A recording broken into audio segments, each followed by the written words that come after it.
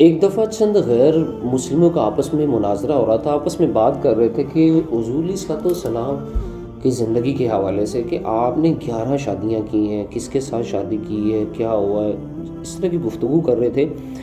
تو سبھی گفتگو کرتے جا رہے تھے، مگر ان میں سے ایک شخص ایسا تھا کہ جو خاموش تھا۔ تو اس سے کہا تم کیوں نہیں کچھ بولتے؟ وہ کہنے لگا میں کیا بولوں، تمہاری باتوں سے تو یہی ثابت ہو رہا ہے کہ محمد سچے ہیں صلی اللہ علیہ وآلہ وسلم۔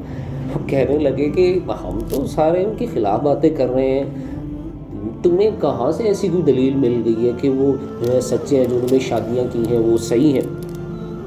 تو وہ کہنے لگا کہ تم ہی خود ہی کہہ رہے ہو کہ انہوں نے 25 سال کی عمر میں ایک 40 سال کی بیوہ عورت سے شادی کی ہے، حالانکہ جوانی کی عمر ہے، عرب کا کلچر ہے، اور ایسے خوددار عرب ہیں کہ وہ کسی چیز کے اوپر ایسے کمپرومائز نہیں کرتے۔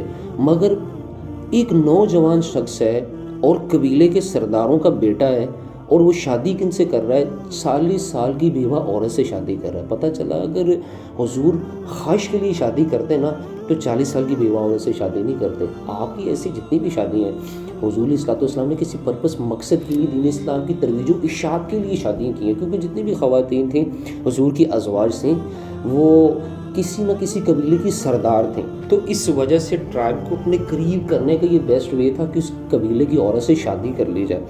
تو یہ بڑی لوگوں کی کم عقلی ہے، اور غیر مسلموں کی بھی کم عقلی ہے کہ حضور علیہ الصلوۃ والسلام کو اس انداز سے دیکھتے ہیں ان کی اتنی شادیاں تھیں، حالانکہ حضور نے حضرت خدیجہ کے ہوتے ہوئے کسی اور سے شادی نہیں کی۔ جب وفات ہوئی ہے تو پھر شادی آپ نے کی ہے، اور وہ بھی دین اسلام کو پھیلانے کے لیے، ترویج و اشاعت کے لیے۔ اللہ ہمیں عقل سلیم عطا فرمائے، اور جو ایسے لوگ ہیں اللہ ان کی صحبت سے بھی ہمیں محفوظ فرمائے۔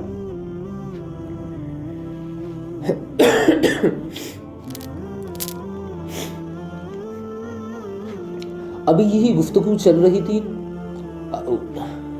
اس نے بتایا، اس نے کہا تم خود ہی تو کہہ رہے ہو کہ انہوں نے ایسے شادیاں کی، ان کی ایسے شادی ہوئی، تو مجھے تو تمہاری ساری گفتگو سے یہی لگتا ہے کہ وہ تو سچے رسول ہیں اور ان کا رب بھی سچا ہے۔